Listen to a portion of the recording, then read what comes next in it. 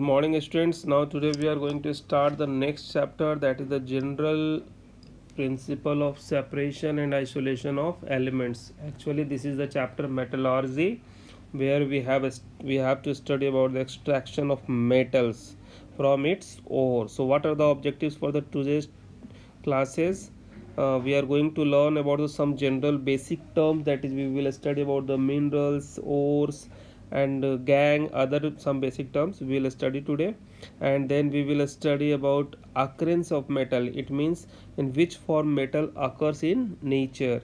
And then our main aim is to study the first step for extraction of metal, that is the concentration of ore. So what are the methods used? So these are the three basic aim or objectives for the today's class. So now we are starting the chapter, and it is a very simple chapter. It will be completed within 3 or 4 classes. And the most important point is that from this chapter one question is your short question, and every year the same type of question is asked regarding the principle of any methods and example of metals for which any extraction method is used. So we will study about it later on. So now the first is, what are minerals? Minerals क्या होते हैं? तो बच्चों, nature में जो भी chemical substance है, जो भी मेटल्स है, वो जिस नेचुरल फॉर्म में आकर करता है उसको हम, चाहे वो अर्थ क्रस्ट में हो, तो उसे हम क्या कहते हैं? मिनरल्स कहते हैं।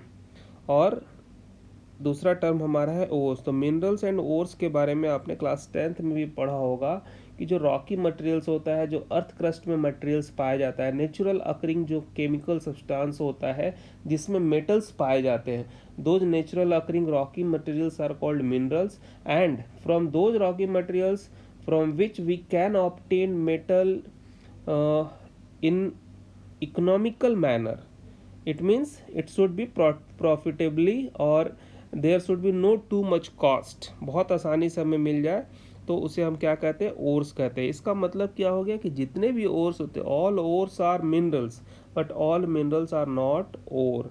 ओर तभी उसको कहेंगे मिनरल्स को जब उस मिनरल से हम बहुत आसानी से सिंपल मेथड से और इकोनॉमिकल वे में, यानी बहुत ज़्यादा अमाउंट एक्सट्रैक्शन में हमारा नहीं लगना चाहिए, तब उसको ओर्स कहते हैं। अब थर्ड हमारा जो मेन इंपॉर्टेंट टर्म है, that is called gang. Gang का मतलब क्या होता है? जो इम्प्योरिटीज़ प्रेजेंट होती है, अनडिजायरेबल मटेरियल जो प्रेजेंट होता है in ore, that is known gangue. इसका मतलब क्या है? इसका मतलब है कि we have to separate this gangue from the ore to obtain metal. अगर मेटल को ऑब्टेन करना है तो गैंग को हमें सेपरेट करना होगा। यही मेन एम होता है मेटलर्जी का। So what is metallurgy? Metallurgy is the scientific and technological process. ये एक प्रकार का टेक्नोलॉजिकल और साइंटिफिक प्रोसेस है। किसके लिए है? For the isolation of metal from its ore, यानी ओर से मेटल को ऑब्टेन्ड करने का जो भी हम साइंटिफिक मेथड, जो भी हम टेक्नोलॉजी यूज़ करते हैं, एक सीक्वेंस में, एक प्रोसेस में चलते हैं, दैट इज़ कॉल्ड मेटलर्जी। और मेटलर्जी की जो प्रोसेस होनी चाहिए बच्चों, क्या होनी चाहिए? केमिकली वो फिजिबल होना चाहिए एंड कमर्शियली वाइबल होना चाहिए, यानी कि reaction should be in a controlled manner, it should be easy one, and commercially viable का मतलब होना चाहिए कि बहुत ज़्यादा कॉस्टली नहीं होना चाहिए। So these are the 4 important terms: minerals, ores, gangue, and the method, the scientific process and technological process used to obtain or isolate metal from its source is called metallurgy. So हमारा ये पूरा का पूरा जो chapter है वो कहीं ना कहीं मेटलर्जी पर डिपेंडेंट है, इसके बारे में पढ़ना है। So now steps for metallurgy. Metallurgy में कौन कौन से स्टेप हैं? सबसे पहला काम है concentration of ore, conversion of concentrated ore to oxide, reduction of oxide to metal, and at the end refining of metal. So these are the main 4 steps through which we can obtain a metal from its ore. एक flow chart के रूप में इसको देखो बच्चों। पहला step हमारे पास ओर होगा, फिर हम ओर को क्या करेंगे? क्रश करेंगे, ग्राइंडिंग करेंगे, उसके बाद उसका कंसंट्रेशन करते हैं। कंसंट्रेशन का मतलब क्या होता है कि इम्प्योरिटीज़ को या गैंग को रिमूव करने की कोशिश करते हैं, और हम क्या करते हैं? इंक्रीज करते हैं परसेंटेज ऑफ मेटल। और इस मेथड के लिए, कंसंट्रेशन के लिए हमारे पास 4 मेथड हो गए, gravity separation method, magnetic separation method, froth flotation method and leaching. So आज हम लोग इन्हीं चारों के बारे में पढ़ेंगे। फिर आपका आता है रोस्टिंग एंड कैल्सिलेशन, देन रिडक्शन में फिर आपको डिफरेंट मेथड्स यूज होंगे, एंड रिफाइनिंग के जो 4 मेथड्स है। तो ये जो आपको डिफरेंट मेथड्स दिखाया जा रहा है, बताया जा रहा है बच्चों, इनके प्रिंसिपल पढ़ने। एग्जाम में क्वेश्चन यही आता है, what are the principle behind leaching, froth flotation, magnetic separation और ग्रेविटी सेपरेशन, और ultimately we obtain the pure metal. So this is the flow chart for metallurgical process. Is it clear? सबको समझ में आ गया? So now occurrence of metal. सबसे पहली बात तो ये समझ ले कि मेटल जो है नेचर में किस फॉर्म में अकर करता है, कहाँ वो पाया जाता है, किस रूप में पाया जाता है। डिफरेंट मेटल्स के जो डिफरेंट ओर्स है और उनका कंपोजिशन क्या है, उसका एक चार्ट हमारे पास है एज पर the NCERT book. My dear student, see here, aluminium का जो आपको ओर है वो है बॉक्साइट, और AlOxOH3 -2x, ये इसका मतलब x की वैल्यू जो होगी वो ग्रेटर देन 0 लेस देन 1 होगी, ठीक है। और जैसे आप यहाँ पे रख लो, x की वैल्यू रख के देख सकते हो। और इसके साथ दूसरा हमारा कैओलानाइट, फॉर्म ऑफ क्ले होता है। आयरन के आपके haematite, magnetite, siderite, iron pyrite, these are the ores, ये इसके फार्मूलाज हैं। कॉपर का copper pyrite, malachite, cuprite, copper glance, these are the ores of copper. Zinc blend, ZnS, calamine, zinc carbonate, zincite, ZnO, zinc oxide. So these are the ores of zinc. So these are the 4 important metals: aluminium, iron, copper and zinc, and these are the names of their ores. It means these metals are found in nature in the ores named as bauxite, hematite for iron, copper pyrite for copper, zinc blend for zinc. So now moving to the main topic, important points we should must remember in your mind that aluminium is the third most abundant element in earth crust, जो 8.3% है। Iron जो है second most abundant metal है earth crust का, aluminium third most abundant है, iron second most abundant element है, metal है earth crust में। सो हमारा पहला स्टेप जो है वो है concentration of ore. Concentration of ore means what? It means the process of removal of unwanted materials. Unwanted materials को, और अनवांटेड मटेरियल्स क्या होंगे? सैंड होगा, क्ले होगा, रॉक्स होगा, इनको रिमूव करना है। और इसके जो मेथड्स हो, जो रिमूव करने का जो मेथड है, that is called concentration, it is also called dressing और बेनिफैक्शन of. So these are the different terms. Concentration, dressing or benefaction have the same meaning. It means we are just removing the unwanted materials.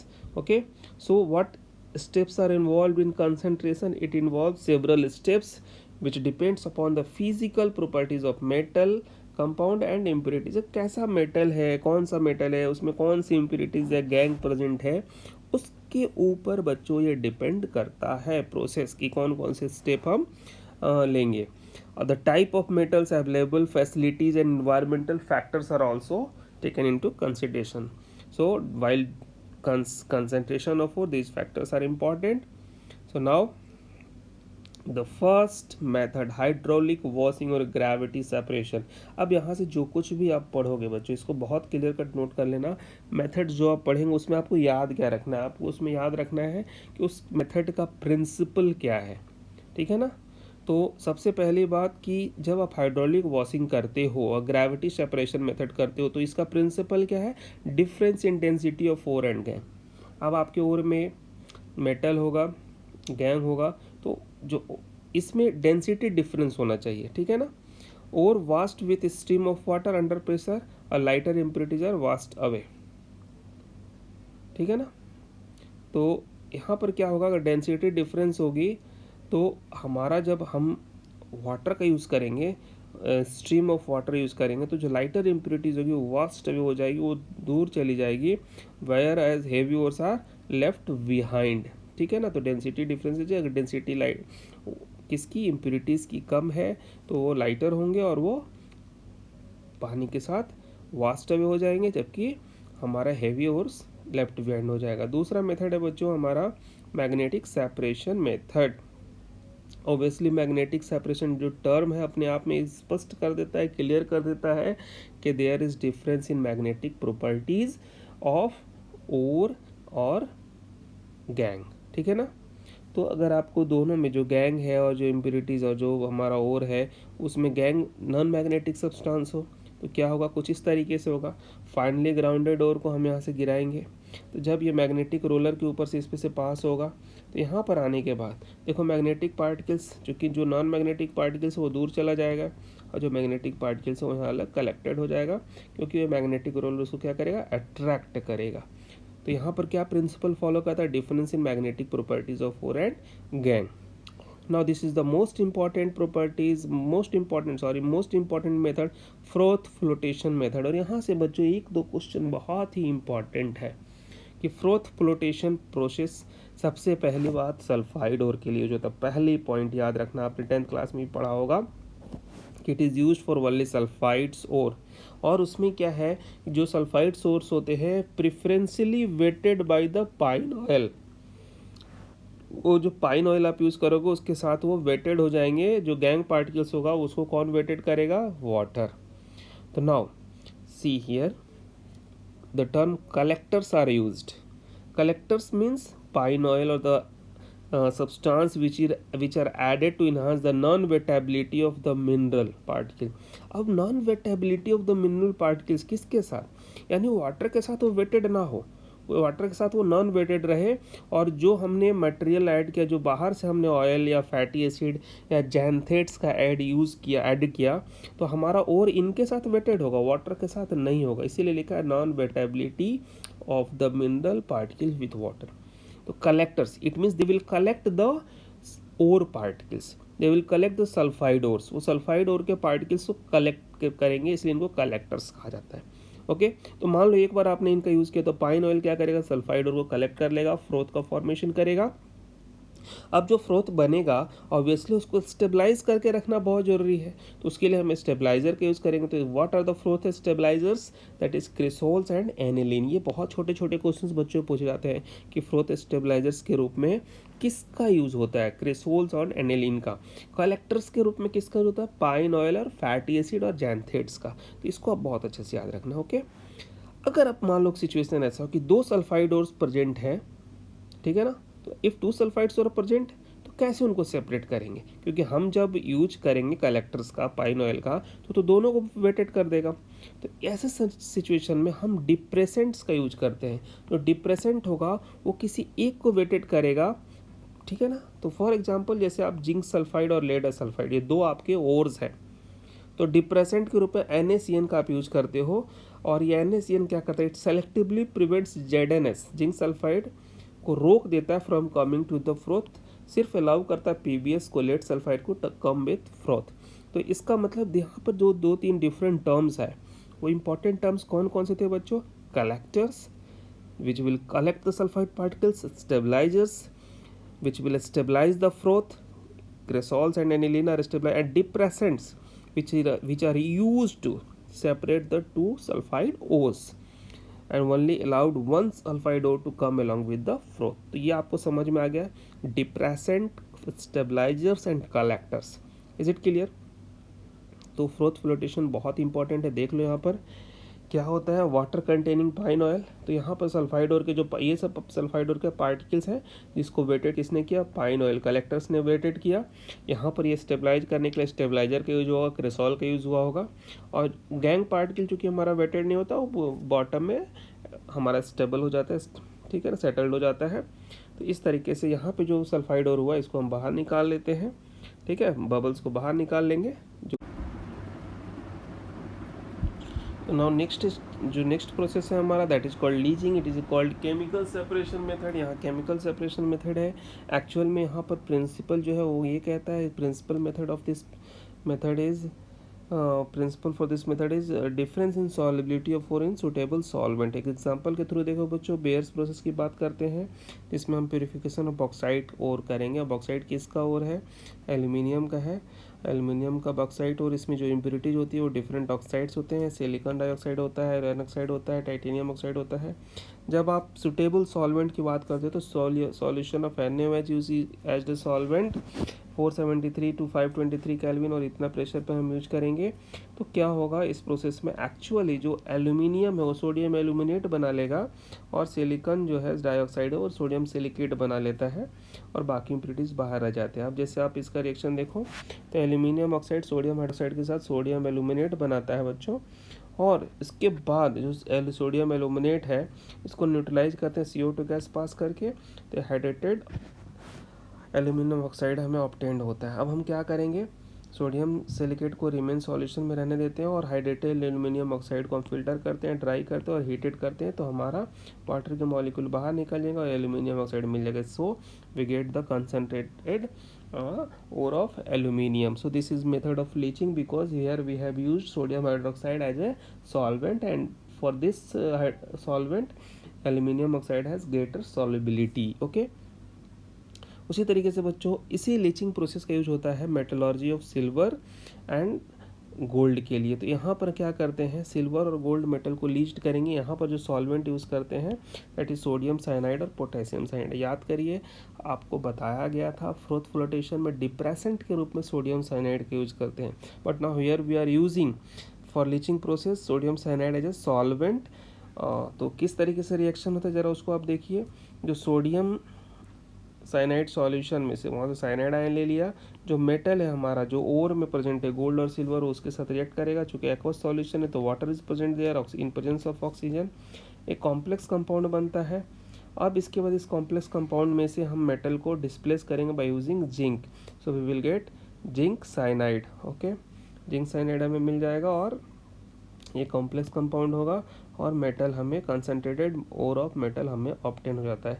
इस reaction को process को हम MacArthur Forrest cyanide process के नाम से जानते हैं। अगर इस रिएक्शन को आप लिखना चाहें तो जहाँ पे M है वहाँ पर आप AG या AU लिख देंगे। जैसे यहाँ पर M है तो आप लिख दो यहाँ पर 2AuCN होल 2 प्लस ZnCN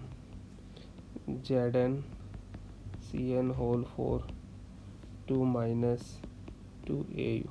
जहाँ पर M लिखा है वहाँ पे आपको क्या लिखना है, AG और AU लिखना है। Okay, so this is very important method, इसको अच्छे से याद रखना है आपको। So now what are the questions, these are the questions to solve. What is the significance of leaching extraction in the extraction of aluminium? What is the role of depressant in froth flotation process? How can you separate alumina from silica in a bauxite or associated with silica? Leaching process को explain करना है। So these are the 3 questions you have to solve it. Okay, so now thanks for watching. You may log into my blog, all my videos are available here. So once again thanks to all, thank you.